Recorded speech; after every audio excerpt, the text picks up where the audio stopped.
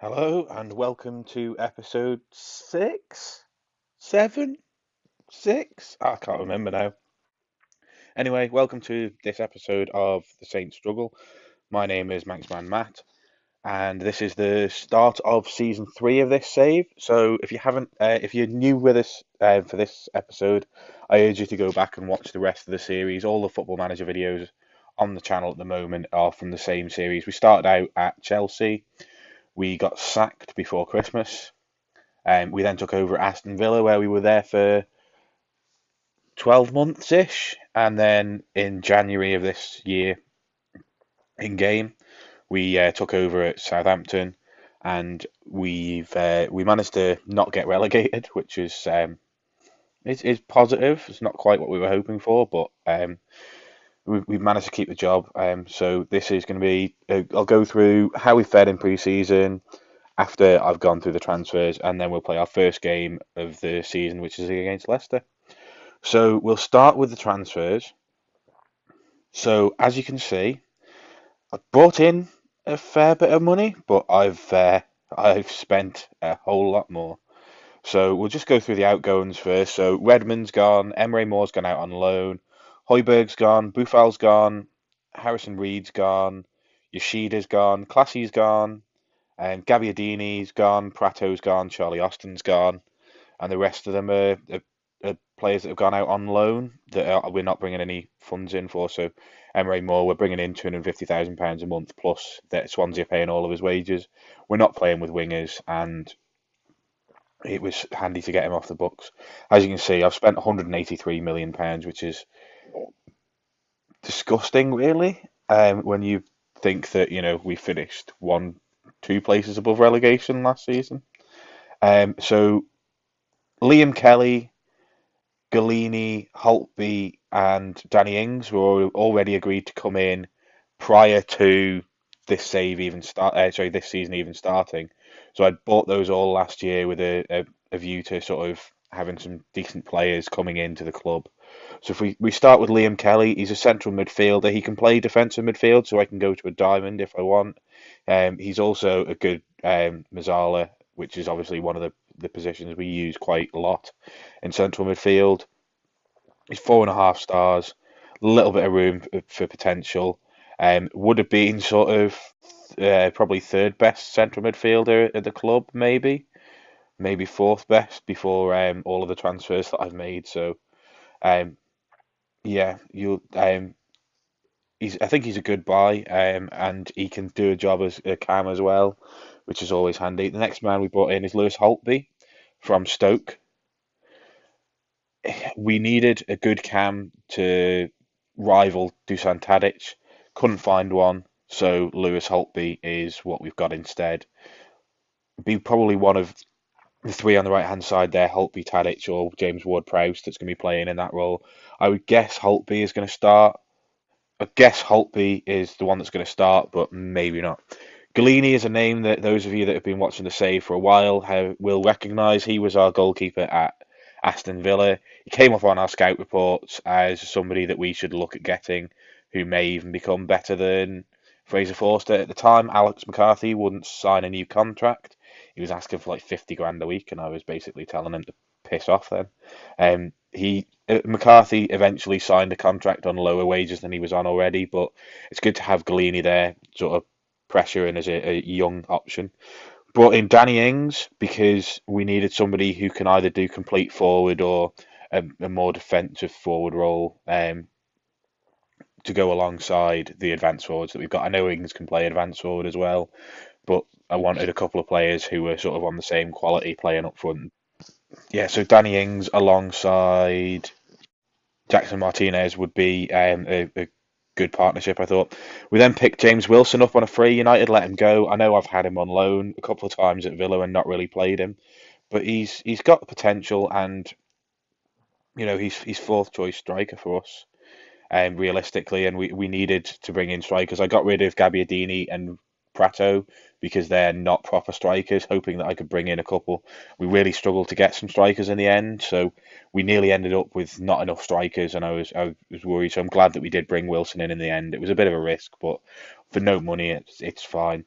Next man in is Wilfred Ndidi, defensive midfielder who can also play in central midfield as a more defensive role. I think we're going to need to be stronger in central midfield. And whilst Oriol Romeu is a defensive minded midfielder, he's not the strongest tackler in the world. And I wanted to bring somebody in, good quality with good potential as well. So I'm not 100% sure about Wilfred Ndidi. There's a lot of money, as you can see. I've spent half of what I've spent has gone on him, but he has the potential to become a world class player. He's already an international, and he's, I'm pretty sure he's going to be a good player for us. He can also cover at right back, which will be handy as we've both of our normal right backs have got injured, so I had to call back Sessegnon, who went out on loan to Fulham. Um, but it's yeah, so it's handy that indeed he can cover there as well. But realistically, I want him to be a more defensive-minded player in that central midfield, so that we've got the two strikers, the Cam, and maybe one of the other centre mids going forward with Romeu and Ndidi as two players that are sitting in and not going forward too much. Hopefully, 70 million will prove not to be a massive waste. Next man in is Pasalic. So those of you that were here again, you'll recognise Pasalic from our time at Villa. Um, that he was there on loan last season, did a fairly good job. I think he was better. I think a lot of the high average rating came whilst I was at the club, as we had a look in the last episode. Villa didn't do that well without me. I think he's certainly a good quality player to have. He's still got room for potential increase. So I know they've saying he's fourth choice there. And Ward Prowse is not the best player in the world. I don't actually agree with that rating system. But there we go.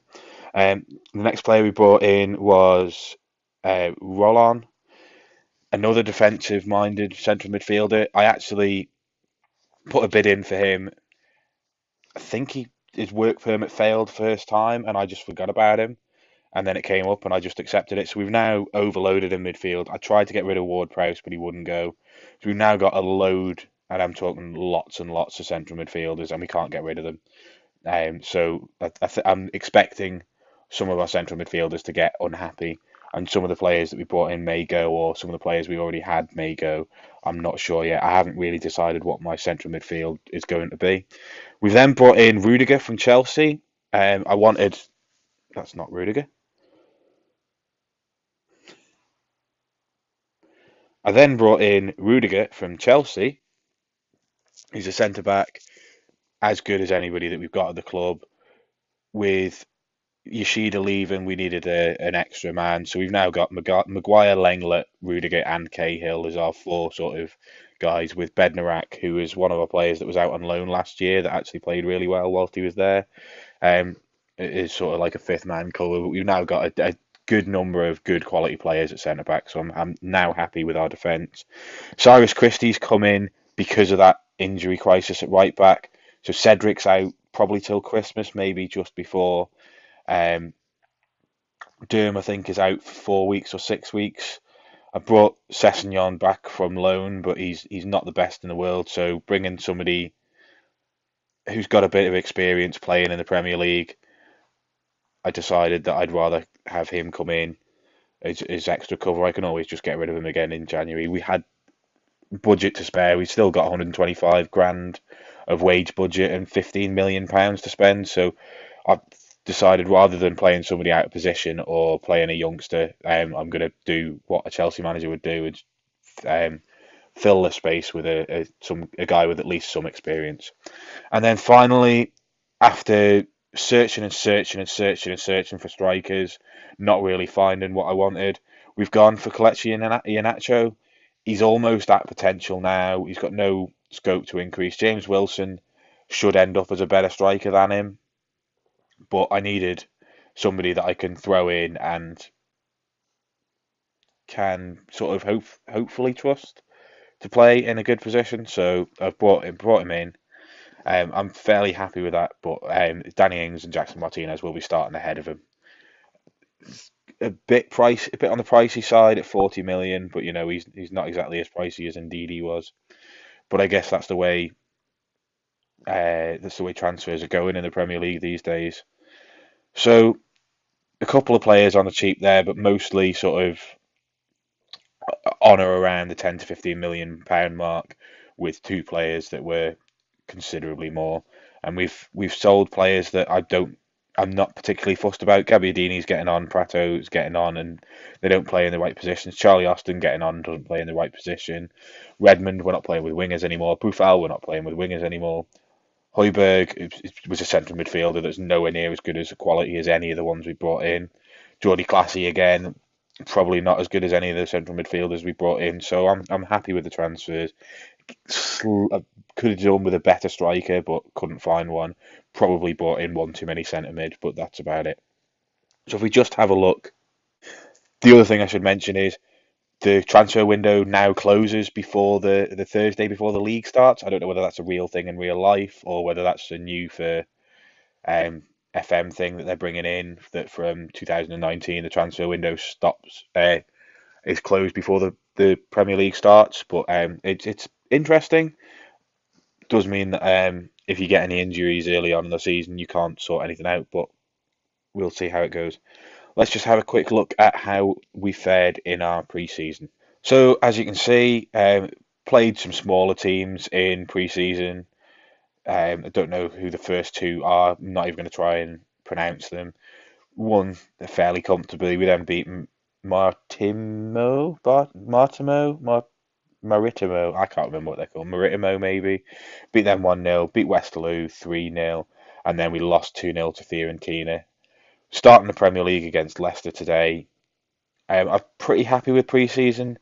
Not quite as many games. I probably should have arranged some myself so that we could get a bit more fitness into the players, but it is what it is, and I'm confident enough that we've got enough fitness to get us through this game.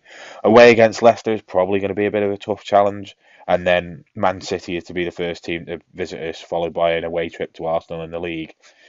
Having Chelsea there early on as well, it's going to be a struggle, tough start to the season, but hopefully we can beat teams like Stoke and Wolves at home and Watford at home. Swansea away should be difficult, and Crystal Palace better not do anything like they did to us last season because that was a joke. We need to be far better this season. Probably what will happen is I'll do this Leicester game and then I'll come back for that Crystal Palace game just to see if I can overturn that, and then we'll look to play the Chelsea game in the later half of the season. In fact that's the first game in February planned, so that'll work out well. There'll be a couple of games in between. Anyway, let's just have a look at our current side. So here's the team for the first game against Leicester. We've got Fraser Forster in net, Gerhardt at left back, Rudiger and Maguire at centre backs, with Cyrus Christie coming in at right back. And Ndidi is a Carolero on the right hand side of midfield. Pasalic is a Mazzala on the left hand side of midfield, and Romeu is a central midfield on a defend. For those of you that don't know what a Carolero is, it's basically a box-to-box midfielder that hangs around on the edge of the area, so he never goes all the way up there like a box-to-box would go in and try and get on the end of crosses. Carolero sits on that edge of the box rather than going all the way forward, and sits a little bit deeper, and we'll come back a little bit more and cover these positions. We've then got Pasalic as a Mazzala, which is instead of a box-to-box midfielder, he's going to be doing this constantly, going forward, looking for the spaces around Lewis Holtby, trying to get sort of more attacking, more in support, wide positions, crossing the ball in. We then got Holtby on advanced playmaker support, which is self-explanatory. Danny Ings as a complete forward on support, and Jackson Martinez as a advanced forward on attack. So that's the team that we're going to use today. We've got a bench of Galini, Langlet, Kelly, Lamina, Tadic, Iheanacho, and Wilson. We've got DD that's going to cover right back. Lenglet covers centre back and left back. And I've got then quite an attacking bench so that we can change things up a little bit if I'm not happy with the way things are going. Lamina and Kelly, I think Kelly can do a role as Mazzala, but Lamina certainly can, and we can change that Carolero to Mazzala and go for the formation we had last season if I feel like that's necessary. We're playing narrow, we're exploiting the middle, and we're dropping a little. In fact, I'm going to take that drop deeper off now that we've got two central defenders who can do that properly. They're not as sorry. Keep the exploit the middle on. Now that we've got two central defenders that are good quality players, and let's get into this first game then. So there is the Leicester side. As you can see, they've changed things up again. There's Bruma, the former Chelsea centre back, at centre back. John Flanagan, former Liverpool player at right back. They've got Riyad Mahrez still. They've got Jesse Lingard and Thorgan Hazard. That is, it's Eden Hazard's younger brother, with Pellegrini up front. So let's see how that side gets on against our 4-3-1-2. Silva with a free kick straight into our wall. Cleared well, but Lingard now has it, puts Hazard through, and that's a good save by Fraser Forster and well cleared by the defenders there. Hazard with the corner, out to Mahrez, cuts past, and Pasalik's given away a penalty.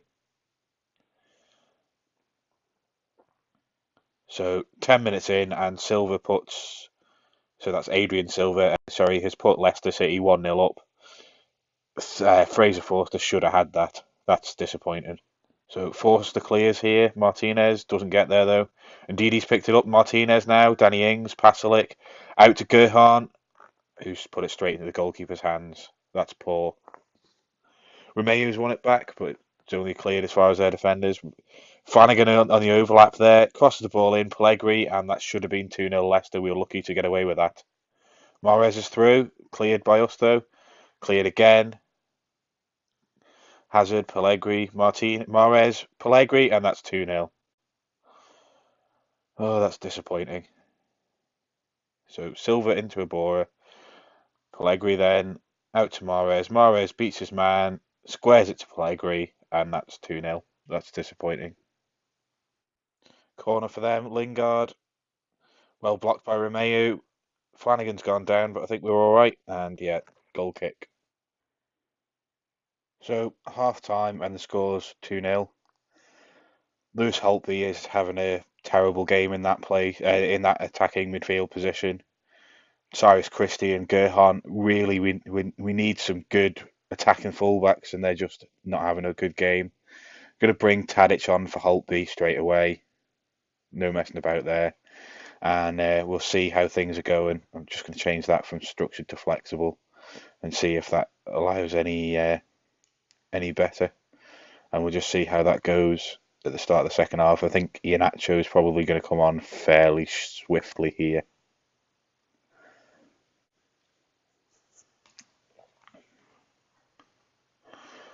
So well worked. Christie's now through. Martinez. Oh, unlucky. They've cleared it. Positive start to the half, though. Tadic has got the ball back to Romeu, and he blows it right over the bar. That's just silly. Forster clears it, only as far as Flanagan, though. Hazard now has the ball into Pellegrini, and Pellegrini could have had 3 in this game at least. We're lucky to just be 2-0 down. Silva, Hazard, Mahrez, out to Flanagan. Mahrez again. Hazard's got it. Well closed down by Tadic. Martinez on the break now. Martinez puts it into Danny Ings, and Danny Ings gets one back. Goal on his debut for Ings there. So Tadic hoofs the ball down the line to Martinez. Martinez gets to the byline, not quite. Crosses the ball in, and Ings puts the ball in the bottom corner.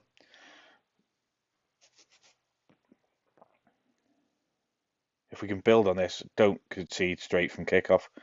Fraser Forster with another good save there. I think from our position, I would say Fraser Forster has been our man of the match in this game so far. We'll just see how this highlight goes, and then we'll make another change. So Christie, Lingard has won it back though. Well won back by us again. Martinez is on the move.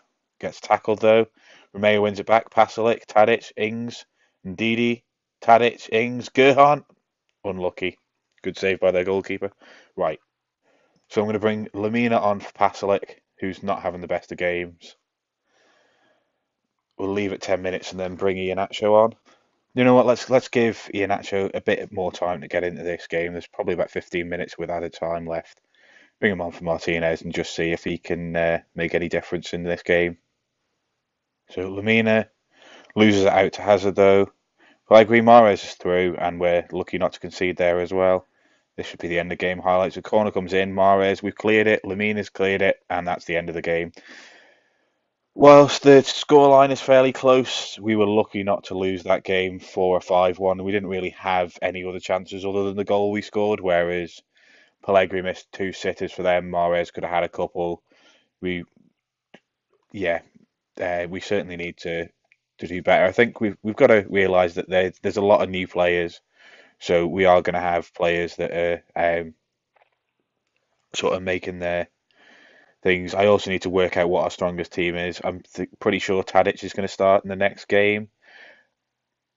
Oh, look, Danny Ings was 22 games without a goal before that, but he's come here and scored on his debut, so that's handy.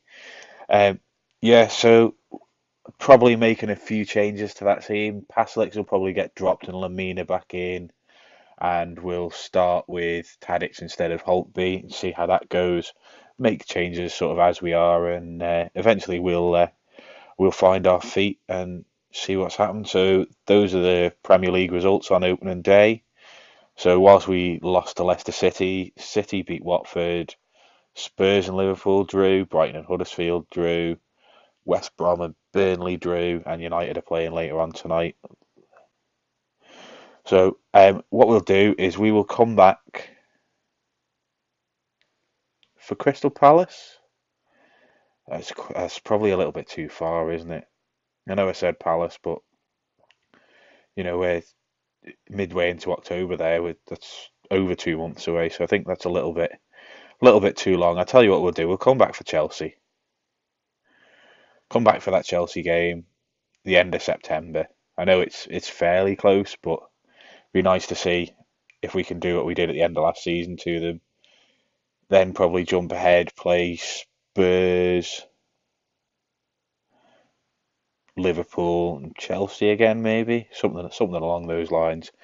Hopefully, once you come back, we'll have got all of these tough games out of the way. The Chelsea game being the last one of the tough run, and we'll see if we can start to win some football games and get ourselves into a decent position in the Premier League. I believe I said to the board that I would finish mid-table again, so I don't have that high a higher position to sort of have to achieve. So that's the end of the episode. If you've enjoyed this episode, please leave a like. If you want to see more from this channel, don't forget to subscribe, and thank you very much for watching.